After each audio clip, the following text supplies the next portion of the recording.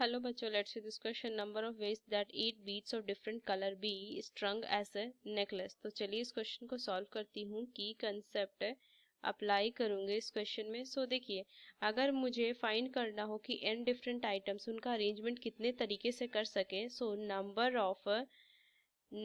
Of ways of arranging n different items, इससे मैं क्या लिख सकती हूँ, n फैक्टोरियल वे में इसको क्या करते हैं, अरेंज कर सकते हैं n डिफरेंट आइटम्स को.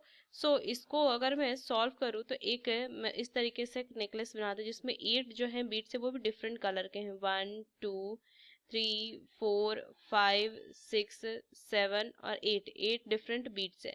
अगर मैं एक को फिक्स कर दूं, इसको अगर मैं फिक्स कर दूं तो इन सातों को अरेंज करने का तरीका कितना हो जाएगा. अगर n को अरेंज करने का जो तरीका है n फैक्टोरियल, तो 7 को कितना हो जाएगा, 7 फैक्टोरियल हो जाएगा. ये तो फिक्स है. तो अगर मैं लिखूं कि here 7 beads of different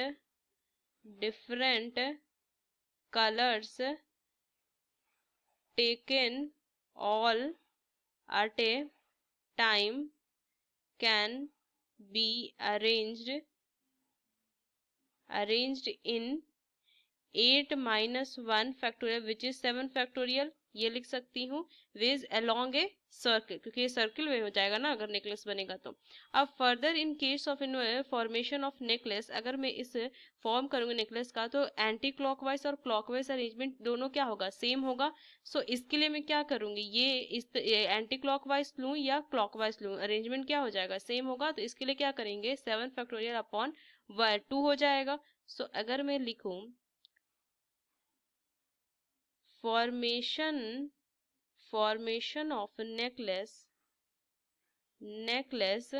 the clockwise and anti-clockwise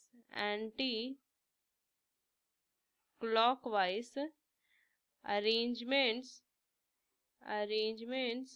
are same. Arrangement क्या होगा, सेम होगा. तो इसके लिए अगर मैं देखूं number reformed, so required number formed अगर मैं देखूं तो कितना हो जाएगा, 1/2 इंटू 7 फैक्टोरियल. सो इसको अगर मैं सॉल्व करूंगी, सो 1/2 इंटू 7 फैक्टोरियल को सॉल्व कीजिए तो क्या लिख सकती हूँ, 7 इंटू क्या हो जाएगा, 6 इंटू 5 इंटू 4 इंटू 3 इंटू 2. सो 2 से 2 चल जाएगा, इसको मल्टीप्लाई कर दूंगी तो क्या जाएगा 2520. सो ये ना इसका फाइनल आंसर आ जाएगा. सो यूजिंग दिस की concept we solve this question. Hope you understood it well. Best of luck. Thank you.